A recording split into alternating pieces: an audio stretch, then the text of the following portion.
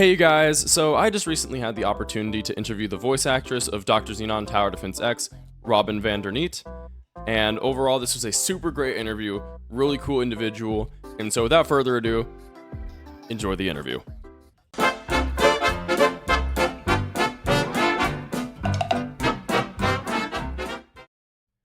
Hello everybody, it is your favorite tower defense YouTuber Salt here, and today I am joined by the very wonderful, very talented Robin van der Neet. Go ahead and say hi. Oh, hello! I'm very happy to be here. Yes, very exciting. So today I'm just going to ask you a few questions about, Xenon, your work on TDX, and just you as a person. So without further ado, let's just get straight into this. Very exciting. So my first question for you is, how did John approach you regarding, voicing Dr. Xenon in Tower Defense X? Was Xenon always planned to have a voice actor, or did John just, end up doing this to, add some more flair to his game? So I got in contact with John through a referral. And at first, it was just a voice to Halloween enemies, which was Halloween 2024, where he had me voice the Prowler and the Psycho, which basically just do a lot of screaming and grunting. And after that, he also contacted me again to voice the Slammer. And then eventually, after I had done those lines, he came back again and he said, hey, there's this character that, I would love to hear your take on. Her name is Dr. Xenon. This is what she looks like. And I ended up sending him a little audition take, and he really liked it. So from that point on, I became the permanent voice actress of Dr. Xenon. I do know if she was always planned to be voiced, he always wanted cutscenes. It was never a big priority to him at first. But, eventually the animators on the team started kind of convincing him to do it. And then he had me voice lines for Christmas 2024, which was the very first in-game cutscene that they ever did. Yeah, I remember when I was researching, you to reach out for an interview on your website. I saw John Roblox, what do you call it? Not a referral, wrote out a testimonial for your voice work. Yeah. And he mentioned the Christmas 2024 event, which I guess good on John for doing that. But also I remember reading John Roblox on your professional website and laughed to myself a little bit because of how much I love the name John Roblox. Yeah, it's very lovely that he wanted to write a little thing for me on my website because I wanted to fill it out. Yeah. Kind of shifting gears here. How was Xenon's personality created? Was this something that primarily John made, or did you have any input on creating Xenon, or how'd that all work out? So Xenon was created long before that I was in the picture, but her personality, we all kind of had a lot of input. It was mainly John at the start, where he just kind of explained to, the concept artist what he wanted, color scheme, and he basically wanted a villain that wasn't just evil. He really wanted her to be fleshed out. And then when I became her voice actor, I started to also kind of give my own input on things, because John thankfully allowed us to have a lot of creative freedom and really pitch our own ideas. So, and it's not just me. I know that a lot of the other voice actors too had a lot of input on her character, which I'm very thankful for, because the characters would have been a lot different if we didn't have our creative freedom to really make them our own. For example, I know that if it wasn't for all the people that, changed stuff about her, she would have been a lot more cartoonishly evil. And specifically Mallory, which is my favorite story to tell, she would have been a very stereotypical nerdy scientist, where she would... John wanted her to have a lisp and to snort and to have a really nasally voice. But we very much pushed for her to not have those attributes because we wanted people to also take her seriously. Which I'm very glad that he allowed us to make that change. I actually got some very early concept art from John that I could share. I'm not sure if this was already shared anywhere online. I don't think so, but this was Xenon's very first design. I'm Whoa. not sure who made it. He sent that to me to share with you. But yeah, you can definitely tell that there were a lot of changes made. That's very anime-esque. Yeah, she would have been a lot more unstable, I think. But yeah, this was her concept art that everyone eventually agreed on. Though I think that this one was already public. But I'm really happy with how we've developed her character, and we're continuing to develop her character as we go, which is a very cool and interesting process. Wow. Tell John I said thank you for the exclusive concept art only on the Salt's YouTube channel. I have this bit I'll with let him John. know. I love John. He's so funny. Where I keep saying, John, I need to get you on here for an interview, even though it's not happening, but I love to say it to him. It's really funny to me. I don't know why, but that is going back to what you were saying about like the Xenon character and all that. I am, and Mallory too. I'm so glad that John did give you all that creative freedom as well, because I mean, that cutscene for that secret wave. I don't think if Mallory was written with like the stereotypical nerd, I don't think players would empathize with Mallory nearly as much as they did. I remember watching that cutscene and I was like emotional, man. I was like, Jesus Christ, this is dark for a Roblox game. Yeah, it's that definitely, like, obviously there's nothing wrong with having a nasal voice, with having a snort, having a lisp, but they are very stereotypical attributes of a nerdy scientist woman. So that was definitely a big part of what we wanted for the cutscene. We wanted people to be able to sympathize with Mallory because it was just, it is a messed up situation. Yeah, we wanted people to like her, and yeah, once again sympathize with her is really all the words I have for it. Yeah, no. It was very because I know that not just the characters, but we also have a lot of influence on the writing of the game, and especially the writing of the cutscenes. I always sit down with John to improve, the scripts for it, and what the characters say, what the characters do. And so thinking up this cutscene was definitely a process, but I'm very, very, very happy with how it turned out, and I'm so it was so fun to work with the animators for it too, Meggie Service and Scruffus. Because they understand the characters just as well as we do, and they also really strive to make it perfect, every single detail. We are all very proud of how that cutscene came out. Yeah, so I think it takes a village is the saying you can kind of apply there, because I mean, animators are unsung heroes of game development. I'm not gonna lie, it's a thankless job. Yeah. I've never seen a community do a complete 180 on how they perceive a character as Xenon. She went from like everyone loved her to everyone wants her, dead in the ground. I think she deserves it just a little bit. Maybe. I think mean, she deserves it. Throw her like, lab assistant who like loved her to death into like a pit of fire, but that's just my take personally. Wasn't really a good action. Nope. Yeah, no. Maybe should have thought twice about that. Maybe just twice. Maybe just a little bit. So, kind of looking into the future here, do you plan on working on TDX in the future, or is this kind of like the end of Xenon's story arc, or are we going to see more Xenon in the future? I don't know how much I'm allowed to share, but I can say that I will absolutely, whenever Xenon is on screen, you can hear me. I'll always continue to voice her. And anything else, I would love to do more towers. I'd love to do more enemies. All of that depends on John. This game means the world to me, so I would absolutely love to do more voice work for Xenon in the future. Very nice. John, commission Robin for more towers, please. Thank you. All right, so kind of, shifting to, just like random stuff about TDX. Outside of Xenon, who's your all-time GOAT of TDX in terms of characters? It would have to be Mallory.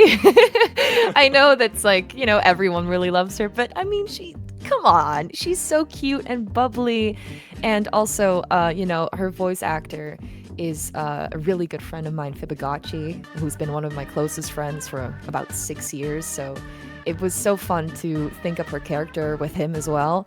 And she's so cute, and I love how expressive she is and animated. When she's on screen, I can it makes me smile to see her smile.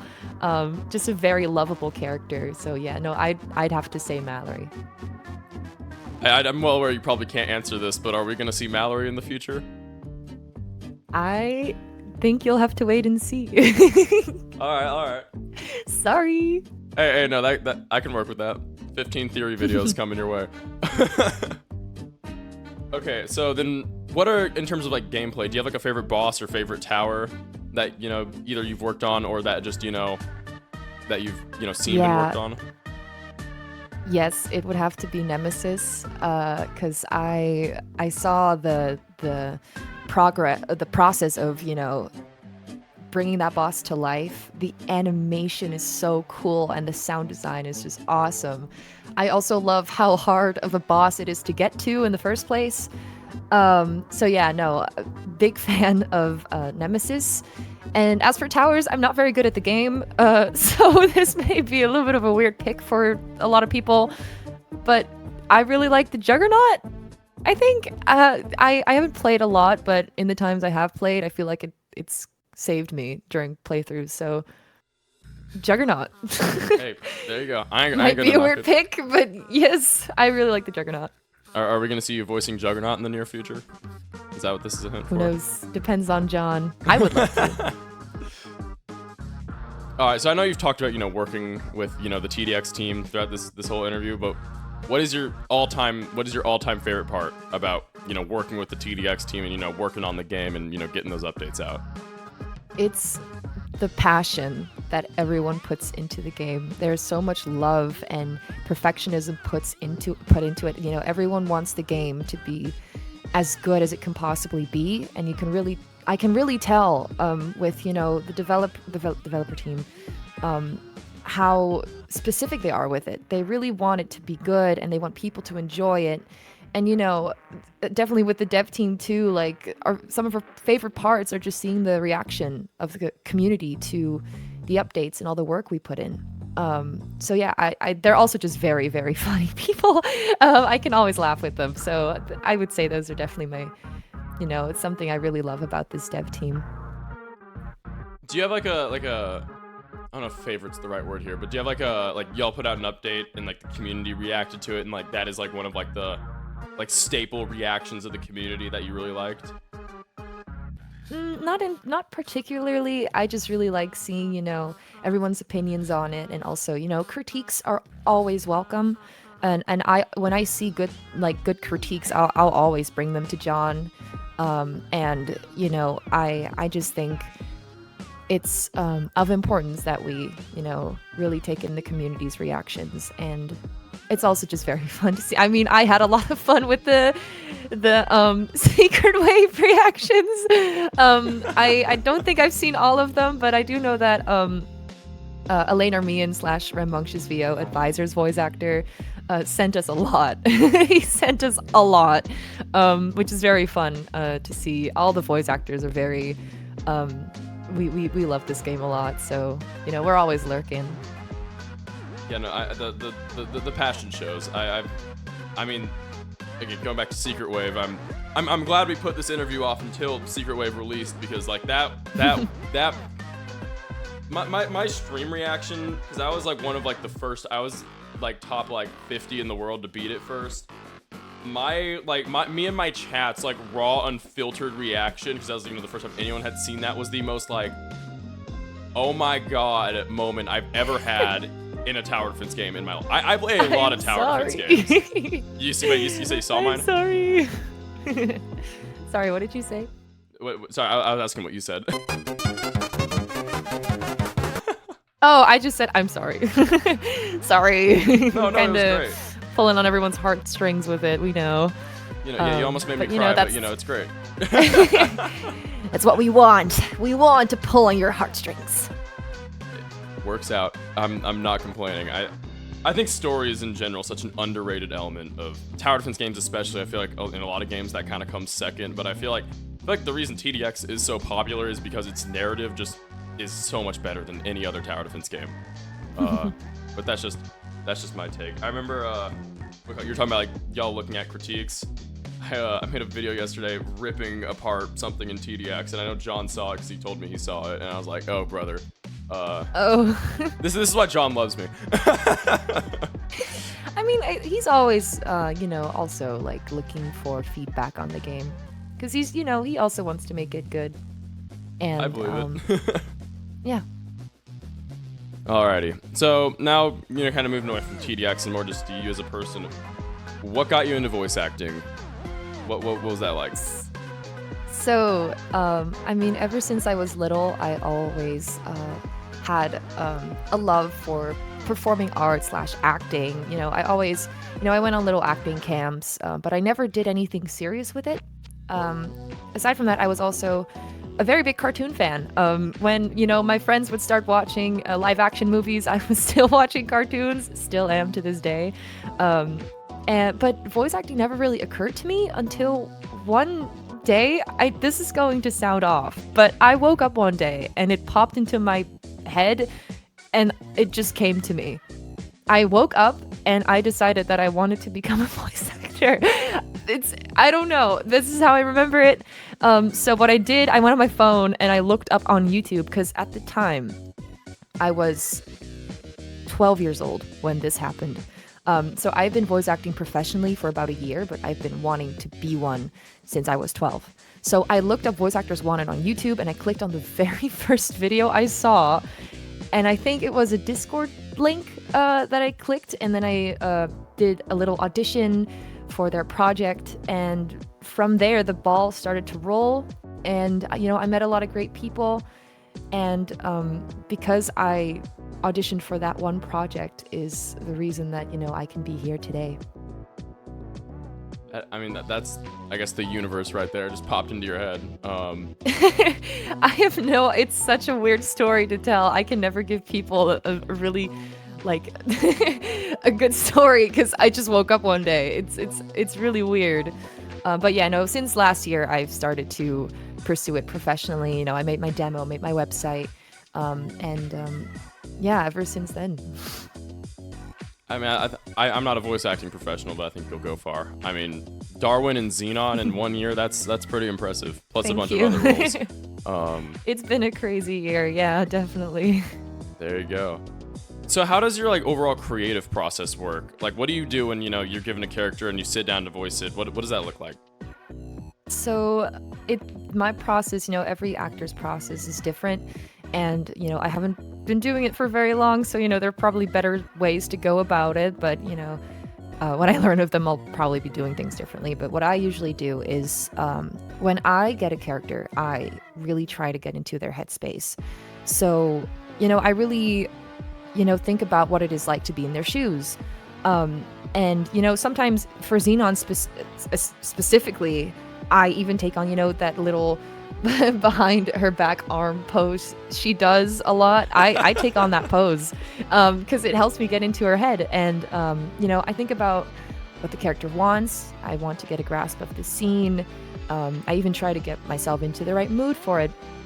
And then I just kind of do it.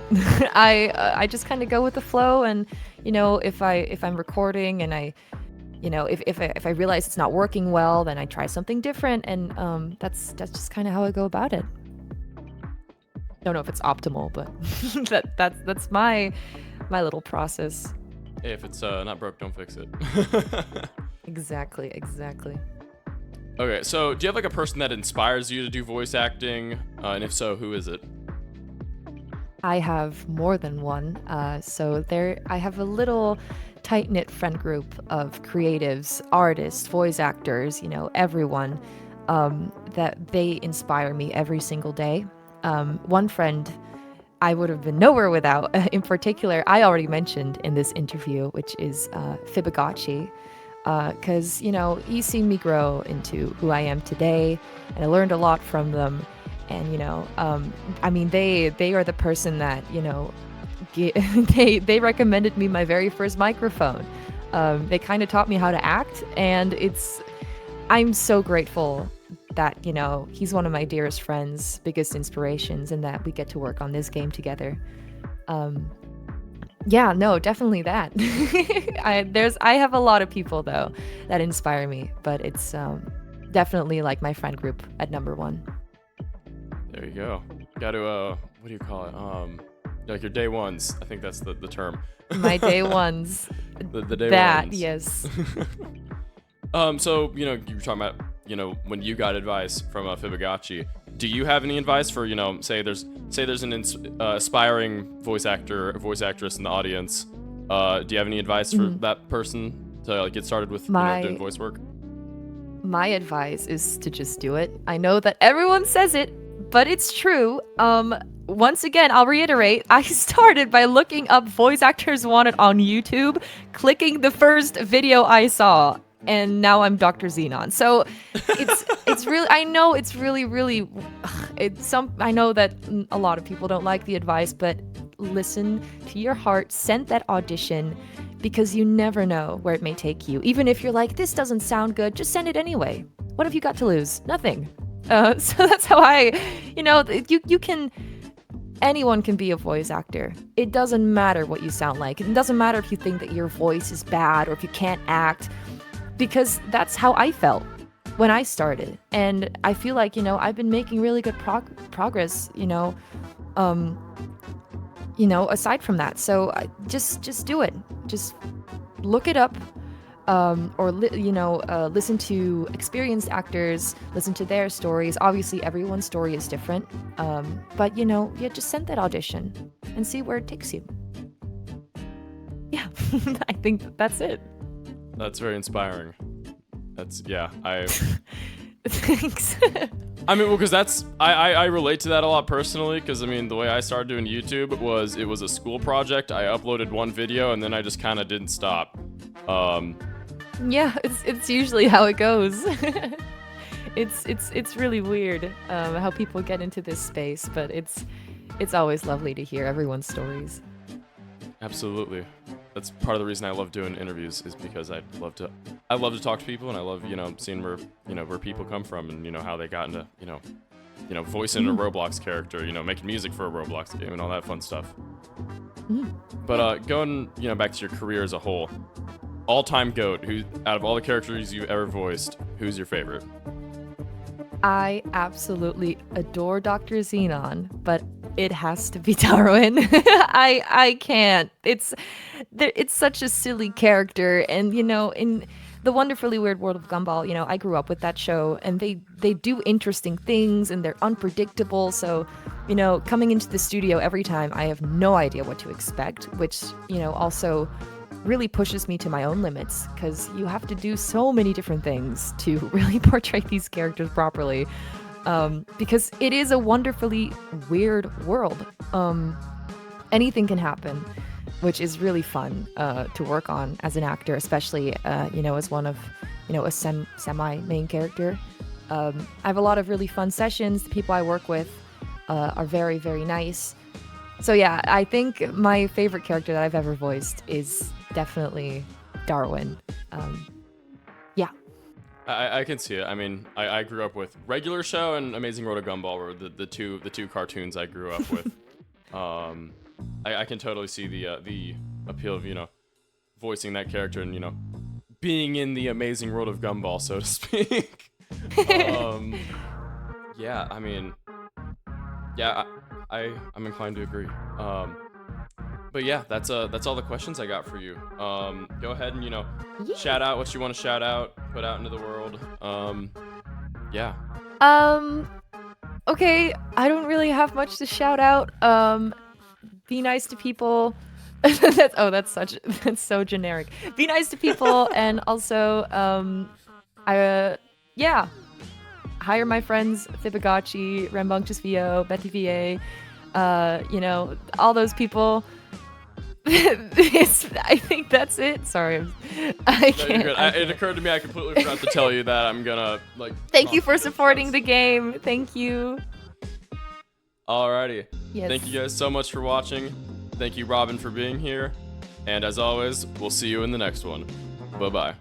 Alrighty, you guys, so that was my interview with Robin, aka the voice actress for Dr. Xenon. Please go check out her stuff. I'll put it in the description of the video.